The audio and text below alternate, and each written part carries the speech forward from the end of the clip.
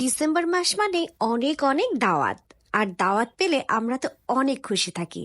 সেদিন আমরা চলে গিয়েছিলাম আমাদের প্রিয় পারভিন আপার একমাত্র নাতির 6 মাস পূর্তি উপলক্ষে, এবং সেদিন কিন্তু অনেক আয়োজন হয়েছিল। রাসেলের বাবুটির মুখে প্রথম খাবার দেওয়া হচ্ছিল পোলাও, মাংস, রোস্ট, গরুর মাংস, খাসির রেজালা, আরো কত কি। এত কিছু আয়োজন দেখে বাচ্চাটা তো খুশিতে অস্থির। আসলে বাবুটি তো কিছুই খেতে পারেনি, সব খাওয়ার আয়োজন তো ছিল আমাদের জন্যই। এই যে দেখছেন মাসুমা চাচি, তিনি সবকিছু আয়োজন করেছেন।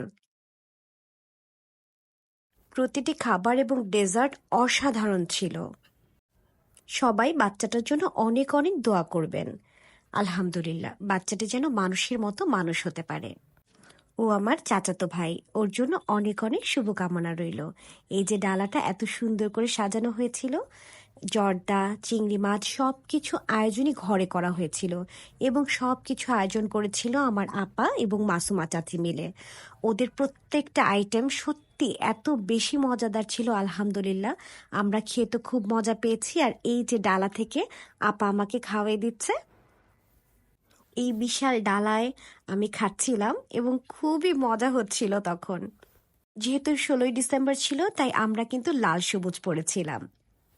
বিকেলের পর্বে আমরা ডেজার্টগুলো খাচ্ছিলাম আর অনেক অনেক ছবি তুলছিলাম। আপা এত সুন্দর করে আমাদেরকে বিস্কুট এবং চা দিয়েছিলেন। ধন্যবাদ।